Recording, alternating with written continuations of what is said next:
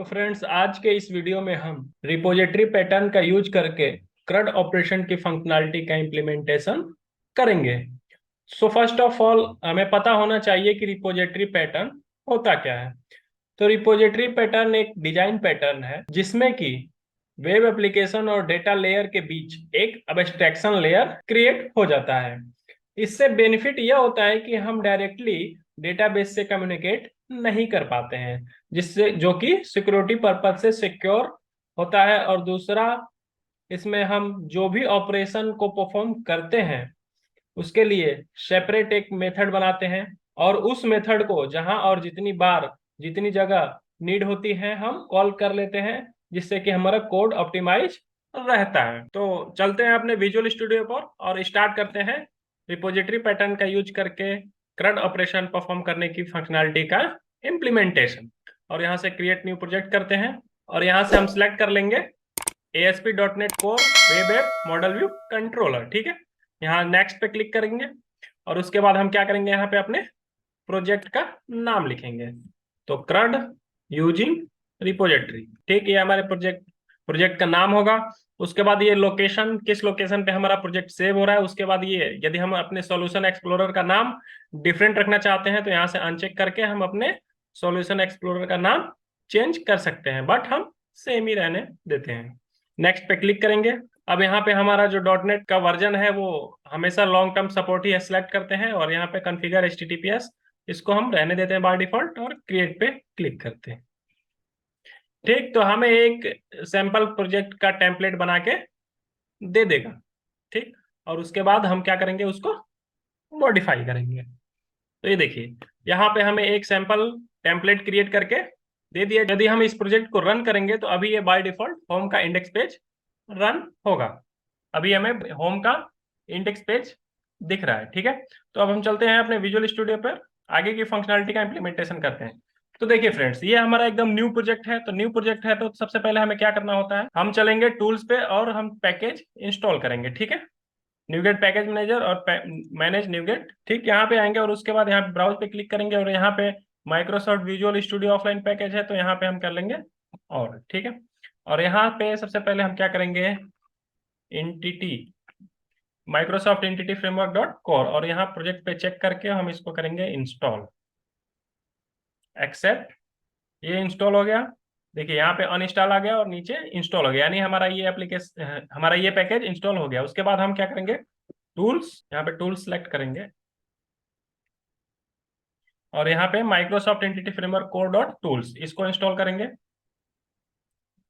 और इसको इंस्टॉल करने के बाद हम तीसरा जो पैकेज होगा हमारा सिक्वल सर्वर। ठीक है, Microsoft entity framework dot SQL server. ठीक है, इसको हम इंस्टॉल करेंगे। ठीक, तीन पैकेज हमें इंस्टॉल करने की नीड होती है। ये भी हो गया। अब देखिए, यदि हम देखना चाहते हैं तो हम यहाँ पे देखें, इंस्टॉल्ड पे देखेंगे तो हमारा तीन पैकेज यहाँ पे दिखेगा। पहला है कोर, दूसरा है सिक्वल सर्वर, तीसरा टूल्स। ठीक है, अब देखिए, अब यहाँ पे चलते हैं और हम क्या करेंगे, सबसे पहले एक फोल्डर बनाते हैं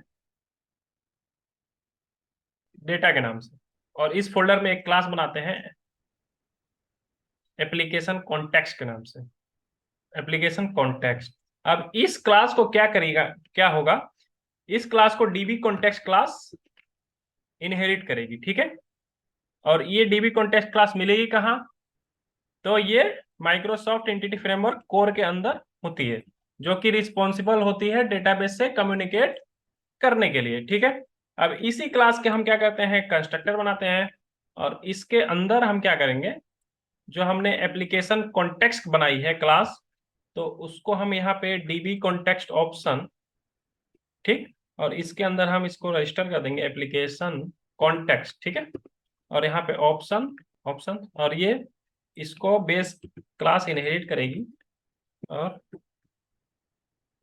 इसमें हम पास कर देंगे ऑप्शन। ठीक है, अब देखिए ये इतना काम हमने कर लिया। ठीक, दूसरा जो काम हम करेंगे, प्रोग्राम डॉट CS में हम उस एप्लीकेशन कॉन्टेक्स्ट को रजिस्टर करेंगे। रजिस्टर कैसे करेंगे, देखिए, builder dot services dot add DB context. ठीक है, और यहाँ पे हम क्या करेंगे, एप्लीकेशन कॉन्टेक्स्ट और उसके बाद हम यहाँ पे option option lambda expression option dot use SQL server, और इसमें builder dot configuration dot get connection string. ठीक है, अब देखिए, अब हमें क्या करना पड़ेगा, गेट कनेक्शन स्ट्रिंग, इसमें हमें क्या करना पड़ेगा, कनेक्शन स्ट्रिंग का नाम देना पड़ेगा। ठीक है, अब वो कनेक्शन स्ट्रिंग हम बनाएंगे कहाँ से, हम लाएंगे कहाँ से, तो देखिए कनेक्शन स्ट्रिंग की सेटिंग हम कहाँ करते हैं, कनेक्शन स्ट्रिंग का पाथ हम कहाँ देते हैं, ऐप सेटिंग डॉट जेसन में। तो इसमें हम क्या करते हैं, कनेक्शन स्ट्रिंग, और उसके बाद इस कनेक्शन स्ट्रिंग का हम नाम दे देंगे डिफॉल्ट, नाम हम कुछ भी दे सकते हैं, डिफॉल्ट कनेक्शन। और उसके बाद जो भी हमारा कनेक्शन इस डेटाबेस का जो भी हमारा पाथ रहेगा, यानी सर्वर नेम, डेटाबेस नेम, उसको हम इसमें पास कर देंगे। ठीक है, तो देखिए यहाँ व्यू पे चलेंगे और यहाँ सर्वर एक्सप्लोरर पे चलेंगे, और यहाँ से हम एक नया डेटाबेस बनाएंगे, ऐड कनेक्शन, और यहाँ जाने के बाद हम सर्वर को सिलेक्ट करेंगे। ठीक, और उसके बाद जिस नाम से भी हम डेटाबेस बनाना चाहते हैं, डेटाबेस का हम नाम लिखेंगे। तो हम सेम नाम रख देते हैं, क्रड यूजिंग रिपोजिटरी डीबी। ठीक, और यहाँ ओके पे क्रिएट करेंगे। तो ये हमसे परमिशन लेगा कि क्या हम डेटाबेस क्रिएट कर दें, तो हम यस करेंगे। देखिए yes, would you like to attempt to create it, yes. Database हमारा बन चुका होगा, देखिए ये यूजिंग रिपोजिटरी डीबी के नाम से बन गया, जो कि ब्लैंक डेटाबेस है। ठीक है, तो यहाँ हम क्या करेंगे, राइट क्लिक करके प्रॉपर्टीज पे जाएंगे, और यहाँ कनेक्शन स्ट्रिंग, और इसको डेटा सोर्स जो भी है हमारा कंट्रोल-C, और उसको हम क्या करेंगे, यहाँ पेस्ट कर देंगे। उसके बाद एक चीज हमें देना होता है, trust server certificate, trust server certificate equal to true. ठीक, इतना काम हमने कर दिया। ठीक है, अब इसी कनेक्शन स्ट्रिंग के नाम को, डिफॉल्ट कनेक्शन को, ये हम अपने हिसाब से कुछ भी रख सकते हैं जो कि मीनिंगफुल हो, और इसको हम प्रोग्राम डॉट cs में, जहां हमारा गेट कनेक्शन स्ट्रिंग है, यहाँ पे हम इसको पास कर देंगे। ठीक है, इतना काम हमने कर लिया। ठीक, अब देखिए, अब हम क्या करेंगे, अब हम मॉडल बनाएंगे। ठीक है, क्या करेंगे, मॉडल बनाएंगे। ठीक, अब देखिए मॉडल हम कहाँ बनाएंगे, मॉडल्स में बनाएंगे। तो मॉडल हम किस नाम से बनाएंगे, यूजर के नाम से हम मॉडल बना लेते हैं। ठीक है, यूजर। ठीक, अब इसमें हम प्रॉपर्टी सेट करेंगे, ये यूजर नाम के से जो मॉडल हमने क्रिएट किया है, इस नाम से क्या जनरेट होगा, टेबल जनरेट होगा, और इसके अंदर जितने भी हम प्रॉपर्टीज लिखेंगे, इस नाम से हमारा क्या जनरेट होगा, जब हम माइग्रेशन परफॉर्म करेंगे तो कॉलम जनरेट होगा। ठीक है, तो देखिए प्रॉप लिख के यदि हम डबल टैप करेंगे तो प्रॉप इंट बाय प्रॉपर्टी, और इस पे हम लिख देते हैं यूजर आईडी। ठीक है, गेट सेट। ठीक है, और इसको प्राइमरी की बनाने के लिए हम क्या करेंगे, की एट्रीब्यूट लगा देंगे। ठीक है, उसके बाद हम स्ट्रिंग रखते हैं, स्ट्रिंग, और इसको हम देख देते हैं नेम। ठीक, अब ये स्ट्रिंग टाइप का है, तो हम इसको क्या सेट कर देते हैं, डिफॉल्ट नॉट। ठीक है, अब ये हमारा हो गया नेम। उसके बाद और रख लेते हैं, प्रॉपर्टी और बना देते हैं, कंट्रोल-V। नेम के बाद हम क्या रखते हैं, जेंडर, उसके बाद ईमेल, उसके बाद इंट पिन कोड, उसके बाद बुल इज एक्टिव। ठीक है, इंटीजर में डिफॉल्ट नॉट की जरूरत नहीं रहती है, और बुल एक्टिव।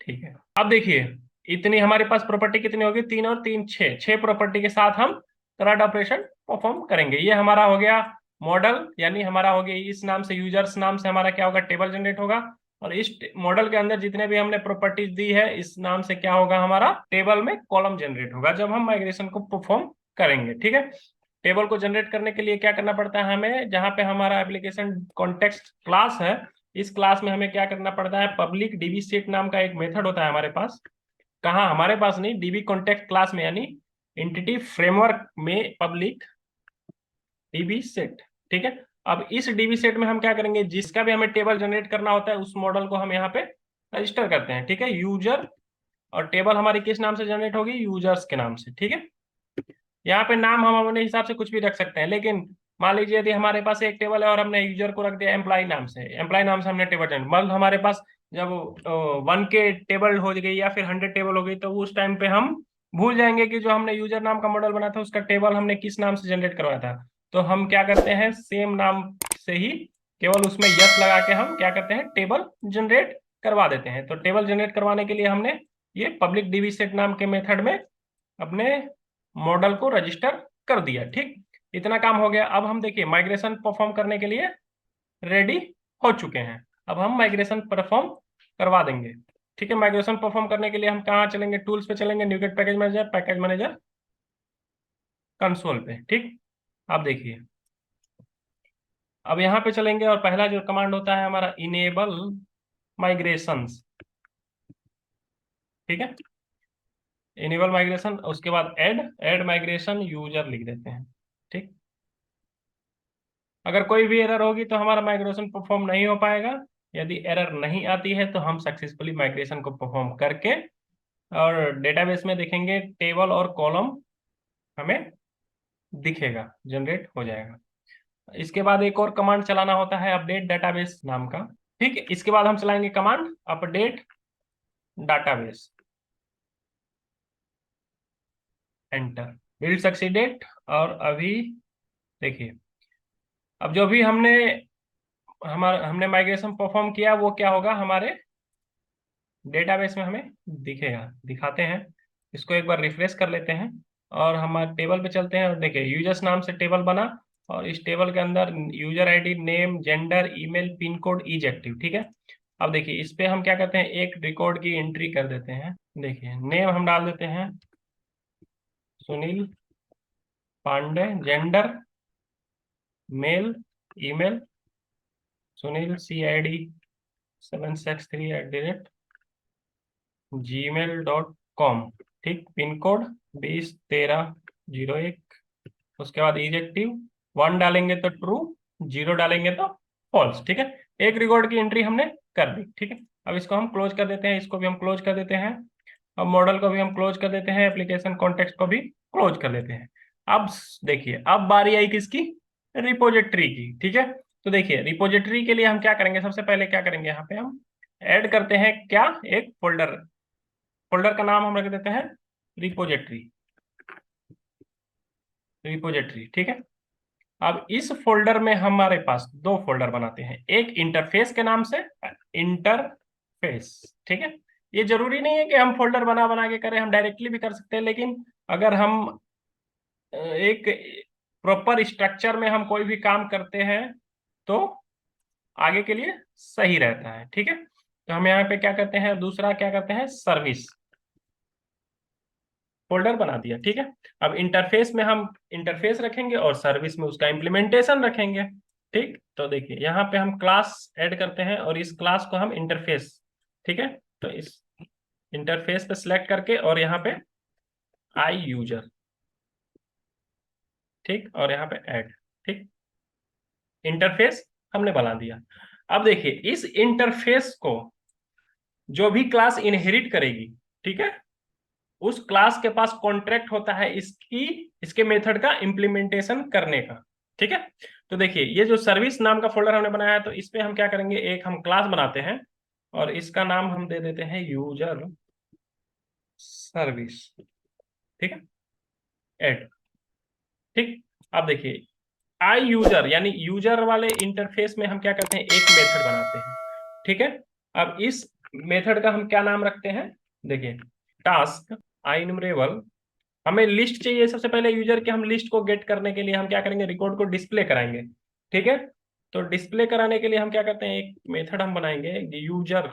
यहाँ पे हम जेनरिक रिपोजिटरी का इसके बाद हम इम्प्लीमेंटेशन करेंगे। पहले हम यहाँ पे यूजर टेबल हम दे देते हैं, उसके बाद हम गेट यूजर्स गेट यूजर्स नाम का हमने मेथड एक बना दिया। ठीक है, इस मेथड की बॉडी नहीं है। ठीक है, इसका इम्प्लीमेंटेशन हम यहाँ पे नहीं करेंगे, यहाँ पे केवल और केवल मेथड रहेगा। जब भी हमारा कंट्रोलर इंटरेक्ट करेगा तो किसको कॉल करेगा, आई यूजर का हम वहां पे इस सर्विस को इंजेक्ट करेंगे और आई यूजर के अंदर जो भी हमारा मेथड है गेट यूजर, इसको वो कॉल करेगा। इस क्लास को आई यूजर क्लास को हम कहाँ पे इसको इनहेरिट करेंगे, आई यूजर सर्विस में। देखिए आई यूजर, ठीक है, आई यूजर। अब देखिए ये एरर दे रहा है, एरर क्यों दे रहा है कि देखिए इस वाले इंटरफेस को आई यूजर को जो भी क्लास इनहेरिट करेगी उसके पास कॉन्ट्रैक्ट होता है उसके मेथड का इंप्लीमेंटेशन करने का। ठीक है, तो मेथड का इंप्लीमेंटेशन करने के लिए हम क्या करेंगे, कंट्रोल डॉट करेंगे और इंप्लीमेंट इंटरफेस। ठीक है,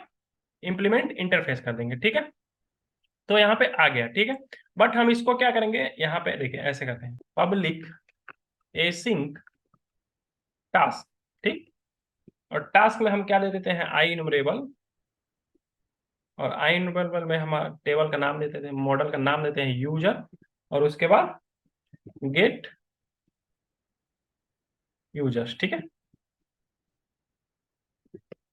हट गया, इसलिए कि जो मेथड का नाम हमारा इंटरफेस में है उसी नाम से मेथड हमारी सर्विस में बनती है। ठीक है, अब देखिए, अब यहाँ पे हमें क्या करना पड़ेगा, देखिए सबसे पहले हम क्या करेंगे, जो काम हम कंट्रोलर पे करते थे किस लिए, यानी डेटाबेस से कम्युनिकेशन के लिए हम क्या करते हैं, एप्लीकेशन कॉन्टेक्स्ट का इंस्टांस क्रिएट करते थे। ठीक है, तो वही काम अब हम क्या कहाँ पे करेंगे, यहाँ पे यूजर सर्विस में। ठीक है, तो देखिए एप्लीकेशन कॉन्टेक्स्ट, ठीक, एप्लीकेशन कॉन्टेक्स्ट, कॉन्टेक्स्ट और कंट्रोल डॉट करके क्रिएट एंड असाइन फील्ड। ठीक है, this dot context equal to context. ठीक है, आप देखिए where data equal to context dot users dot to list async।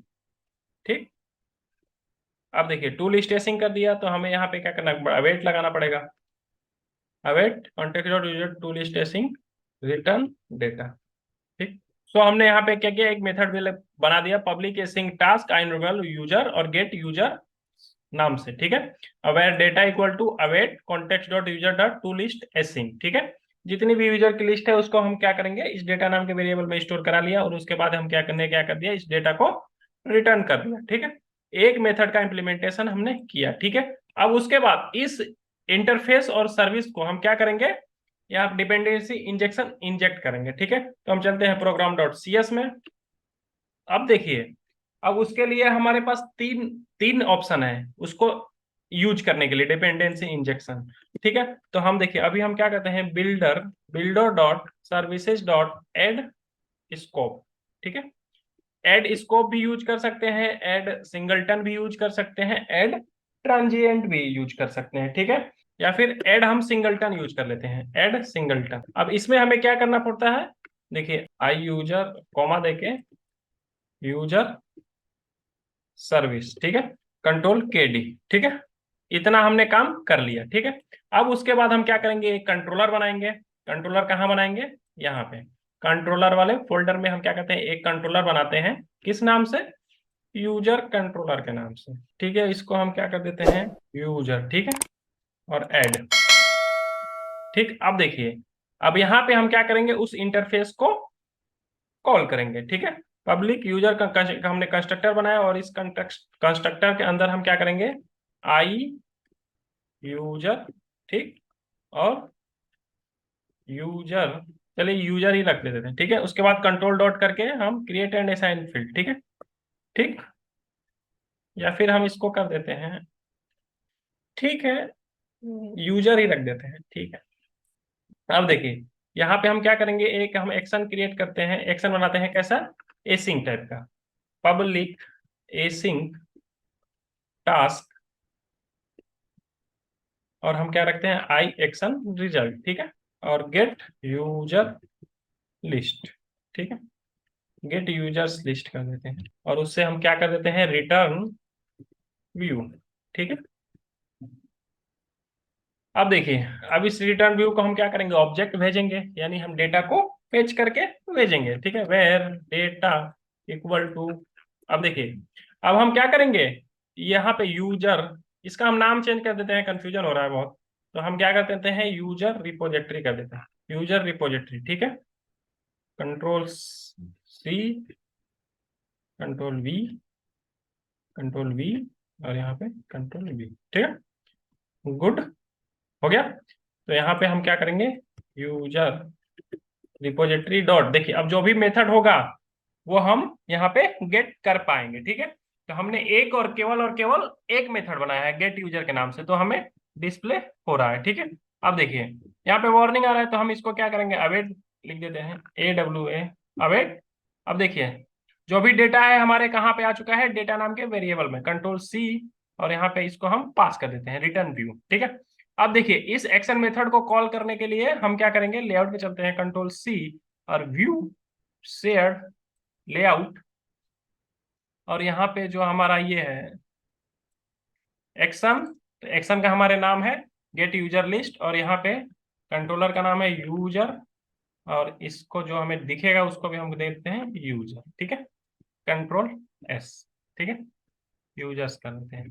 ठीक है, कंट्रोल एस। अब देखिए अब हमें क्या करना होगा, हमें इसका व्यू बनाना होगा। ठीक है, तो go to view, go to view तो है नहीं, तो ऐड व्यू करते हैं, लेजर व्यू ऐड। ठीक, ऐड, तो ये हमारा व्यू बन चुका। ठीक है, तो हम यहाँ पे क्या करते हैं, डेटा लिस्ट में लेकर आ रहे हैं, तो @ मॉडल आई इन्यूमरेबल, और यहाँ हमने अपने प्रोजेक्ट का नाम देंगे, प्रोजेक्ट का नाम क्या है, crud dot models dot users. ठीक है, अब देखिए अब यहाँ पे हम क्या करते हैं, देखिए डिजाइन करते हैं अपने व्यू को, div class container div class row div class col 10 offset 1। ठीक, उसके बाद इसमें हम टेबल डिजाइन करते हैं, table class table table hover table striped table border. ठीक है, टेबल बॉर्डर। ठीक, अब इस टेबल के अंदर हम क्या करते हैं, टेबल हेडिंग बनाते हैं, टी हेड। ठीक है, टी हेड। अब इसको हम क्लास दे देते हैं, क्लास टेक्स्ट सेंटर बीजी डार्क। ठीक, उसके बाद टेक्स्ट लाइट।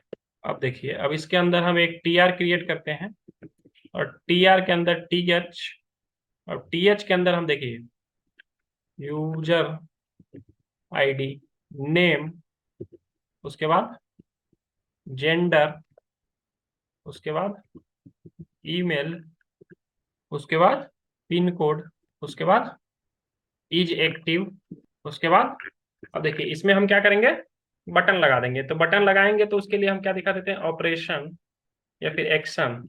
अब देखिए ये हमारा टेबल का हेडिंग बन गया। ठीक, अब उसके बाद हम क्या बनाएंगे, T body, T body.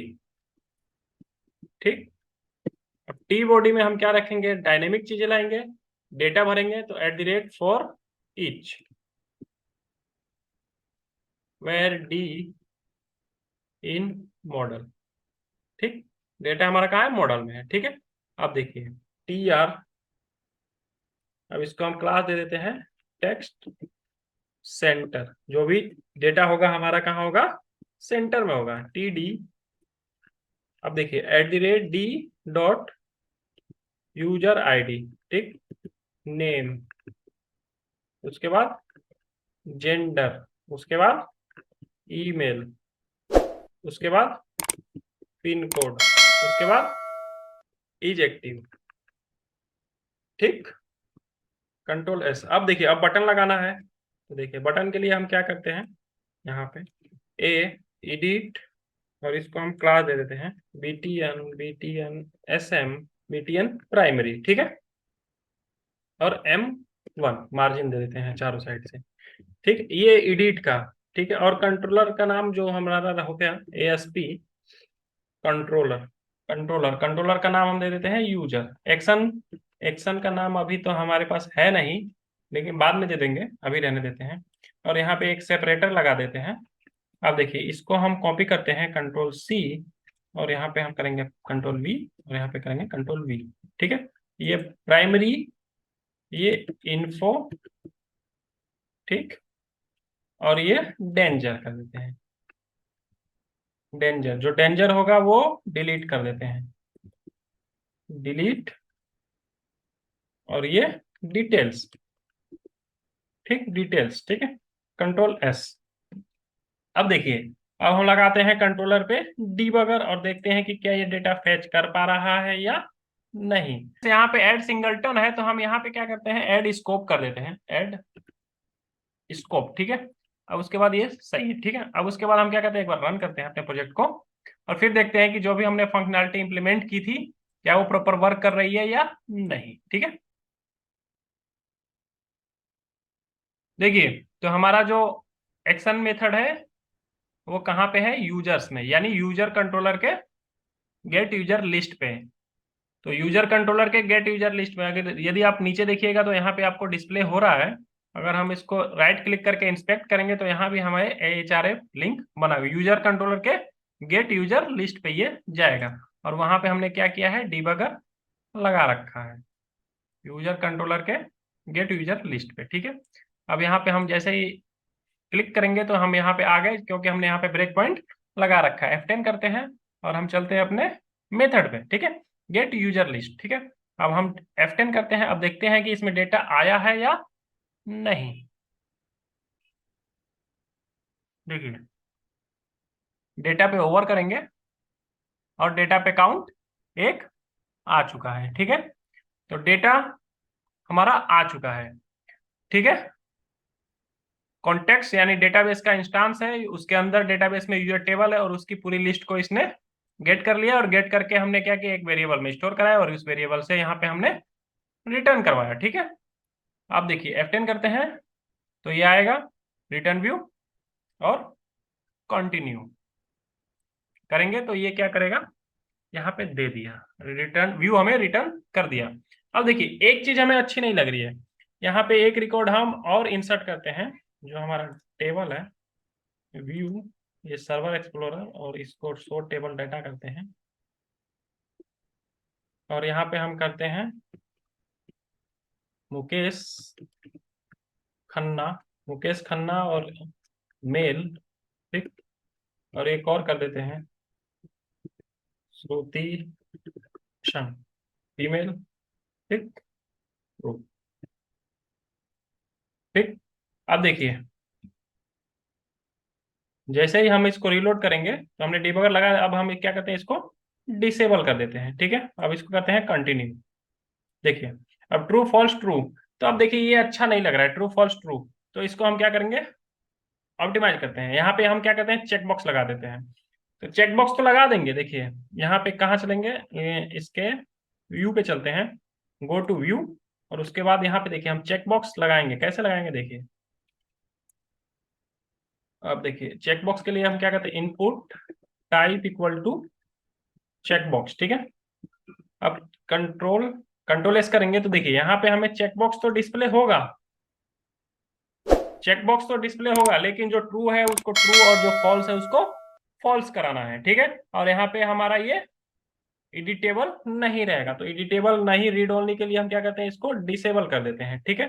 Control S, तो अब हमारा जो चेक बॉक्स होगा ये क्या हो जाएगा, ये डिसेबल हो जाएगा, हम इसको क्लिक नहीं कर पाएंगे, ठीक है। अब देखिए अब हम क्या करते हैं, यहाँ पे कंडीशन लगा देते हैं, ठीक। यहाँ पे हम क्या करते हैं, कंडीशन लगा देते हैं कि जो हमारा चेक बॉक्स ट्रू होगा वही चेक्ड होगा, जो फॉल्स होगा वो चेक नहीं होगा। तो देखिए उसको कैसे करते हैं, if at the rate, if check करेंगे पहले, हमारा डेटा कहाँ है, डी डॉट इज एक्टिव में, इज एक्टिव, ठीक। अब देखिए यदि यदि D dot is active equal to true रहेगा तो ट्रू के केस में हम क्या करेंगे, उसको चेक्ड करा देंगे, ठीक है। चेक्ड कराएंगे, चेक्ड कैसे कराएंगे, चेक्ड इक्वल टू, यदि हम चेक डाल देते हैं तो ये हमारा जो चेक बॉक्स है वो चेक्ड हो जाएगा। यदि हम वैल्यू इसमें फिल करना चाहते हैं, अभी हमें वैल्यू का तो फिलहाल काम है नहीं, यदि डालना चाहते हैं तो डी डॉट इज एक्टिव, ठीक है, वैल्यू डाल दिया हमने, ठीक है। अब अदरवाइज एल्स में हम क्या करते हैं, ब्लैंक चेक बॉक्स ठीक कर देते हैं। यदि मान लो कि वो check box value equal to at the rate D dot is active, ठीक है, कंट्रोल एस। ये जब एक्टिव यानी जब ट्रू रहेगा तब हमारा ये चेक बॉक्स बनेगा, यदि फॉल्स रहेगा तो हमारा चेक बॉक्स ये बनेगा। इसको हम टर्नरी ऑपरेटर लगा के भी हम इसका इंप्लीमेंट कर सकते हैं, यदि ये 3 लाइन का कोड एक लाइन में ही हो जाएगा, ठीक है। कंट्रोल एस करते हैं और देखते हैं, देखिए जो चेकबॉक्स यानी जो डेटा हमारे पास ट्रू है वो चेक्ड है, और जो ट्रू नहीं है वो क्या है, अनचेक है। ठीक है, तो ये अभी क्लिक हो रहा है तो हम इस पे एट्रीब्यूट लगा देते हैं, कौन सा, ये डिसेबल का, कंट्रोल सी, और यहाँ पे हम करेंगे इसको पेस्ट। ठीक है, कंट्रोल एस। ठीक, अब देखिए ये डिसेबल हो चुका है। तो फ्रेंड्स, वीडियो लंबी हो चुकी है, नेक्स्ट वीडियो में हम क्या करेंगे, रिपोजिटरी पैटर्न का यूज करके हम ऐड की फंक्शनैलिटी का इंप्लीमेंटेशन करेंगे, फिर अपडेट की फंक्शनैलिटी का इंप्लीमेंटेशन करेंगे, फिर डिलीट, एडिट, डिटेल्स, यानी सारी फंक्शनैलिटी का इंप्लीमेंटेशन करेंगे नेक्स्ट वीडियो में।